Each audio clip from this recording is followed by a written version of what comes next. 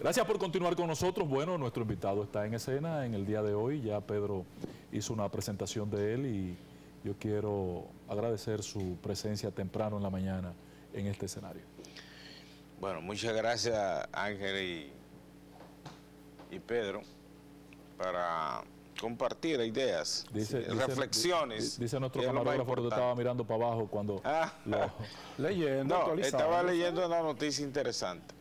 ¿Qué tal? ¿Cómo tú ves el escenario sobre estos dos fenómenos que acabamos de referir allí? Un crecimiento de un 5% y entonces el aumento de la tasa de interés. ¿Tú crees que esa política monetaria va a reducir la inflación del país? Mira, ¿o hay otro propósito detrás de esa medida? Mira, vamos a comenzar con la parte de la tasa de política del Banco Central. Los bancos centrales tienen una función exclusiva, que es la estabilidad de precios. Y es una función por la sencilla razón de que hay una relación íntima entre lo que es la emisión de billetes y moneda y el comportamiento de los precios. Entonces, ¿a qué apuestan los bancos centrales? A estabilizar los precios. Esa es su función fundamental y cuando no la cumplen, entonces la política monetaria no está siendo efectiva. Si tú buscas lo que está ocurriendo en el mundo, los bancos centrales han impulsado en los últimos 12, 13 meses política monetaria de esa naturaleza, que es lo que se llama política monetaria restrictiva, que procura sacar dinero de la economía. Es decir, pero los pesos no habían estado cayéndole atrás a los dólares. Yo no lo sentía. Pero óyeme bien, entonces resulta que cuando los bancos centrales aplican ese tipo de política monetaria, lo que procuran es desestimular los préstamos, que sea de referencia y con ello sacar más dinero de la economía. ¿Por qué se da eso en esta situación? Simple, es que con el asunto de la pandemia 2020 y casi 2021, los bancos centrales sacaron demasiado dinero a la calle, tenían que hacerlo para evitar que sea menos lesivo lo que ocurrió, y aún así la hecatombe de la economía lo estamos mirando. Pero Gary, antes de la medida, antes de aumentar las dos decisiones que ha tomado el Banco Central, yo repito, no sentía que en la economía los pesos andaban cayéndole atrás a los dólares. Todo lo contrario, el peso se estaba apreciando. Es cierto, pero lo que sucede es que cuando la gente ve que el poder adquisitivo de tu dinero se cae, ¿verdad? ¿Qué tú haces? Convierte una moneda débil o mala, como se le dice técnicamente, por una moneda fuerte o buena, que en este caso es el dólar. Eso es un criterio que ha existido siempre, que es lo que llama la ley de Gresham.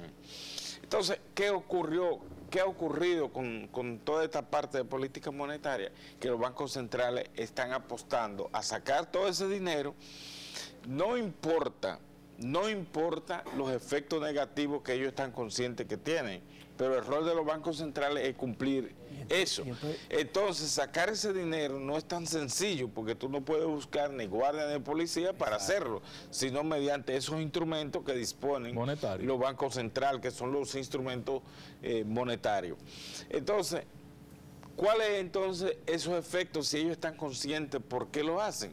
Porque entonces, de no hacerlo, los bancos centrales no tienen efectividad con su política monetaria. ¿Qué va a ocurrir en esas modificaciones, en esa evolución, digamos, de incremento que ya llega a 6.5 en la República Dominicana? Simple, el primer impacto es que las tasas de interés de los préstamos va a aumentar.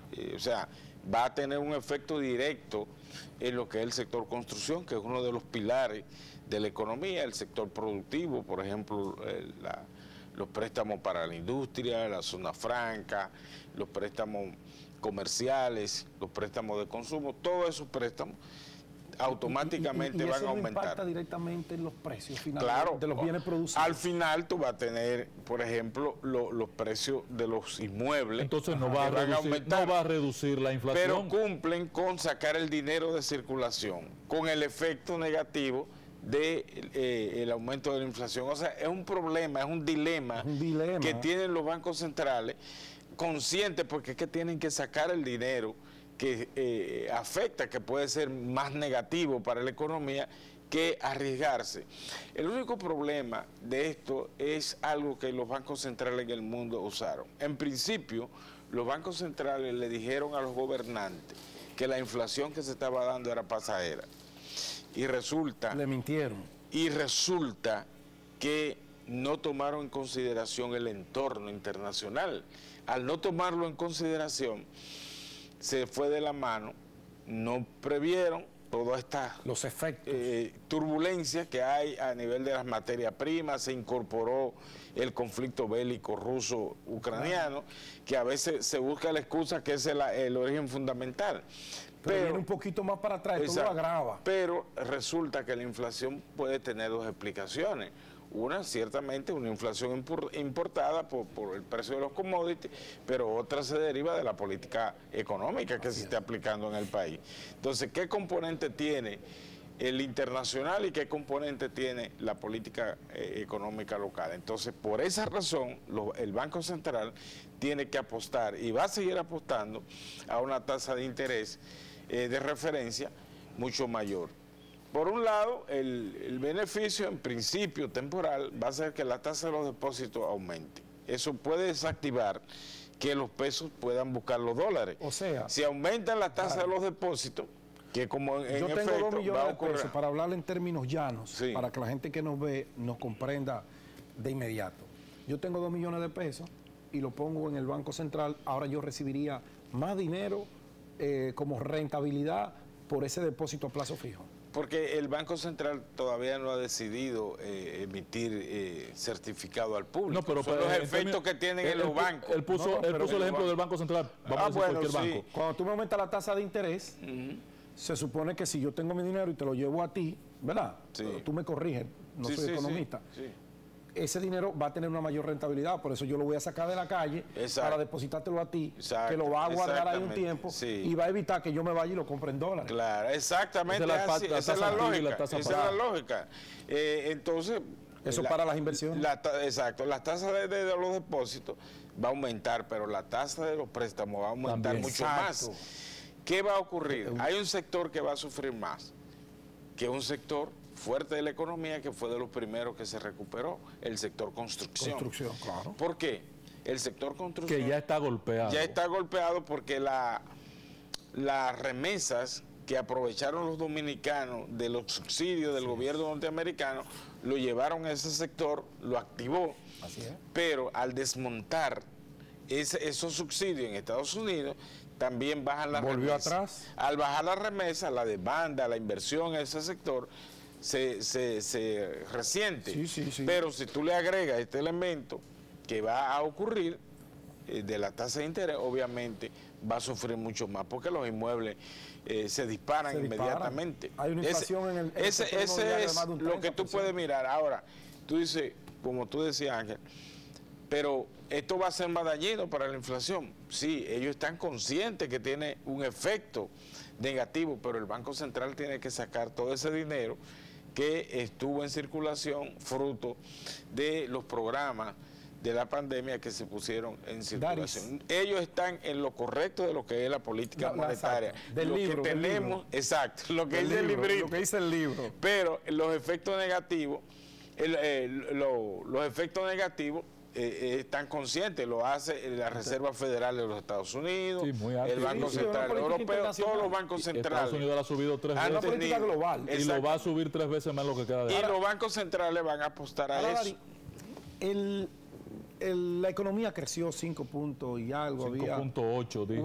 Una contradicción entre el presidente Leonel Fernández y ustedes que acompañan al presidente Leonel Fernández en esos estudios económicos que hablaban de un 12, ustedes decían, no, eso es un rebote, el Banco Central se puso molesto con el expresidente y todas esas cosas. ¿Cuál es la realidad hoy? 5 puntos 5.38 es. 5.8. 5.8, pero no se manifiesta el crecimiento económico en la gente. ¿Por qué? Mira, Pedro, yo... Tú eres que está orientando a Leonel, porque Leonel está diciendo que el Banco Central está maquillando los números. No lo pongan a Leonel a decir eso. No, Leonel, el presidente Fernández es un tipo muy reflexivo, que no necesita que nadie lo... Él te escucha y después él saca conclusiones. Yo digo que él es un economista que perdió Frustrado. las universidades al no graduarlo o él no estudiar economía. Y brillante. Pero miren, yo digo que en este proceso hay que evitar de construir una torre de arrogancia. ¿Cómo así? Una torre de arrogancia es jugar con las cifras. Por ejemplo, todas las cifras están expuestas a que un analista la interprete a su manera. Claro. Ese es uno. Y lo otro es que a veces la forma en que se difunden las cifras, por ejemplo, como el crecimiento económico, da a entender de que todos vamos a ser ricos. Y resulta que no necesariamente un crecimiento de la economía te está diciendo que hay un progreso económico y social en la población. Eso es una cifra coyuntural de un momento y de un sector. Por ejemplo, si tú tienes... la economía, obviamente, por su propia naturaleza, cuando hay una crisis tiende a recuperarse. Tú no puedes parar, encerrar a la gente, los que trabajan informales, tú no lo puedes encerrar en su casa para que no consuman. O se mueren de Tienen hambre. que consumir. Entonces, No, y tienen que producir. lo vivimos aquí con la pandemia, con el aislamiento. ¿Qué hizo la gente? Salió a la calle. Salió, se desesperó. Tú no puedes parar al electricista, al motoconchista, tú no puedes parar al chinero, tú no lo puedes parar. Ellos salen y son consumidores. Entonces, por esa razón, la economía de por sí tiende a reactivarse. Vegetativamente. Ahora bien, hay dos elementos importantes para tú entender el crecimiento de la economía. Tú dices, bueno, estamos en una crisis. La economía está conformada de manera sectorial. ¿Cuáles fueron los sectores golpeados y cuáles fueron los menos golpeados? La agricultura, como ustedes están hablando ahorita, es un sector que demostró que en la economía dominicana es relevante porque no hubo escasez de alimentos. Resiliente. Fuerte, independientemente de si la política agropecuaria sea mal o bien, pero lo demostró, le fue bien en esta crisis. Las farmacias, el sector farmacéutico, fue su mejor momento. Sigue siendo. El sistema bancario, Financiero. excelente, porque es el apoyo de la administración del sistema de pago, ¿verdad? Y tú te vas por el comercio, los supermercados no cerraron, el sector comercial le fue bien. Entonces, si tú estás hablando de una recuperación económica, tú no me puedes incluir eso. No puede, no debe. ¿Entiendes? Entonces, Pero hay que jugar parte con de las ese relaciones crecimiento para justificar la recuperación e incluir esos sectores. Ahora, los sectores más golpeados, ¿cuáles fueron? El turismo. El turismo. ¿Verdad? Bares y restaurantes, pequeñas y medianas empresas. Poco a poco. Entonces tú tienes que ver cuáles de ellos se están recuperando. Claro. Y yo veo, y ustedes lo comentaron ahorita, que el turismo, qué sé yo, sí, ciertamente hay un cierto dinamismo, pero hay algo que hay que tomar en consideración. Con la pandemia, ¿cuántas reservaciones se suspendieron o se postergaron? Todas. Entonces se están ejecutando ahora. Sí. Ese dinero ya estaba pago. Exactamente, entonces parte de ese dinamismo que usted está mirando en el mundo. ¿Por qué? Porque la República Dominicana, como nación, no es el único territorio del mundo donde la gente quiere ir a turistear. No hay otras ofertas. Entonces, competencias. Todas esas cosas estaban reservadas, Javier, pero independientemente de que vuelva a su ritmo perfecto. Ahora, hay un asunto importante, una lección que aprender, que eso es lo que uno debe ver también en medio de una crisis, cuando se va superando, es la lección aprendida. ¿Y cuál es? La República Dominicana ya no puede, no debe, ni tiene que ejecutar política simplemente pensando en el turismo.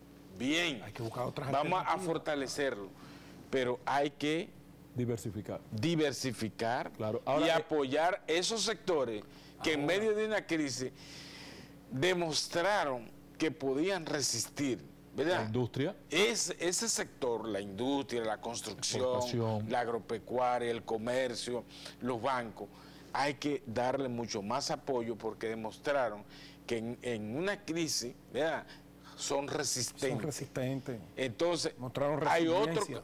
el turismo es extremadamente vulnerable. Es que es un sistema. Y sí, muy bien es cierto que contribuye al fortalecimiento de la economía, pero no apoyarse solo en eso. Esa es la lección aprendida de este Dari, proceso. Permíteme que con el tema del crecimiento, lo explicas muy bien, los sectores que crecieron, decrecieron y cuáles se aprovecharon del momento de la crisis. Ahora, en el informe actual que ustedes en ocasiones han tipificado, tú y Lionel y los economistas de Fuerza del Pueblo, que están maquillando, explícame por qué con el peso de la minería que Disminuyó la minería. Sí, en un 15%, que no es Grave, cualquier cosa. Grave. ¿Cómo se justifica, cómo se explica que aún con ese descrecimiento de la minería, que es un soporte importante, tiene un peso determinante, tú lo sabes, se mantiene un crecimiento económico de un 5.8? No, mira. ¿Tú lo analizaste? ¿Viste los datos? No, ¿Dónde está la fortaleza? Ok, mira, lo que sucede es que en una recuperación que es inocultable. No, pero ya no hablamos de recuperación No. porque este año está referido al año pasado. No, pero la economía está en un proceso de recuperación. La economía no se ha recuperado. Todavía Sí, es ya muy se vulnerable. recuperó, ¿Cuál es? Superó No. los valores del año 2019, Es que, claro. Ángel, ya está Ángel, recuperado. es que no es un asunto cuantitativo, es un asunto general. ¿Dónde se concentra la Es que riqueza? se recuperó parcialmente. Óyeme, No se para recuperó, que tú un veas. crecimiento Mira, ya real. Ahí sí mintió Lionel pero, con el tema del rebote. no, óyeme, que hay que ser analista. Mira, lo primero es, ¿cuáles son los sectores que están contribuyendo al crecimiento de la economía? Exportaciones, remesas y... ¿Cuántos empleos remesa, no se han recuperado todavía? ¿Cuántas medianas y pequeñas dicen que lo empresas recuperaron todo. no se han recuperado? Todavía hay gente que no han podido superar la quiebra. No ha podido. Ustedes sabían que la riqueza, el crecimiento, o sea, el crecimiento económico es la riqueza del país. Claro. ¿Verdad? ¿Tú sabes dónde se concentra la riqueza, ese crecimiento de la economía en el país? En 4 provincias. ¿Tú lo sabías? Distrito Nacional, Provincia de Santo Domingo, Santiago y San Cristóbal. Ahí. Entonces, cuando... Bueno, es que son las más grandes. Y las más industrializadas. Y las más industrializadas. Pero tú dices, ¿y qué pasa con las otras? Que todavía aún sienten Están el sumergidos en golpeo. pobreza, sí, claro. Y cuando tú hablas de crecimiento inclusivo, entonces tú tienes que sacar cuánto aporta Jimaní, Nada. Pedernales Nada. y las demás provincias, Nada. Elias Piña, El Ceibo, Nada. en la economía esa la y subsidia cómo las esa 4 que tú riqueza mencionaste. se distribuye. Entonces ahí tú me hablas de crecimiento inclusive, ahí tú me hablas de crecimiento pero ese es otro concepto. sostenible. sí, exacto. pero es que todos están concatenados, no son excluyentes. Porque yo imagino que ellos hacen un ¿Me entiendes? análisis generalizado partiendo mira, de una media. Ahora, para responder directamente la inquietud del 5.8, entonces tú te vas a los sectores. ¿Qué te está creciendo? Telecomunicaciones. Zona franca. ¿Verdad? Turismo.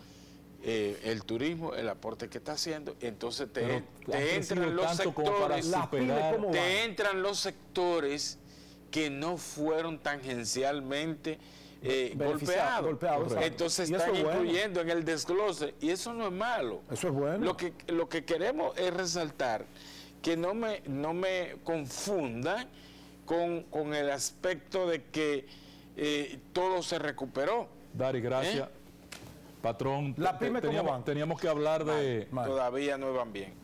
Patrón, Ese pondrá peor. teníamos que hablar de esta alianza frustrada del fin de semana de la Fuerza pero del tú Pueblo. también te quiero, pero no me puedes No, frustrar pero Estamos como mezclando el chocolate con, Claro, yo Sí, no Pablo, con sí. jugo de naranja. Que Daris- se nos quedó pendiente, Dari. Dari volverá, faltarán muchas Sí. entrevistas con Dari. Sí, pero ya Esto habrá apenas pasado comienza. el tema, Pedro. Esto Tú lo apenas- metiste en No, economía para no el hablar de lo domingo, otro, ¿eh? el domingo. Lo metiste en economía para que no se No, refiriera yo a creo lo que otro. yo soy de lo que me inscribo. Vamos a esperar el domingo a ver qué pasa. Bueno, Y pues el vamos a lunes esperar el estaremos domingo, hablando. entonces, no hay Ojalá problema. yo pueda venir aquí aquí el lunes. Sí, ven por favor el lunes. Ojalá. Sí, ven el lunes. Y Julio Martínez Pozo me lo permita. Yo voy a hablar con él. No creo. Mira, gracias a Dari Javier, economista, miembro de la dirección central del partido Fuerza del Pueblo, por estar con nosotros. Gracias a ustedes por acompañarnos. Mañana no se pierdan a Sheila y a Virginia en ese espacio superestelar que ellos manejan allí con un contenido sumamente interesante. Feliz resto del día.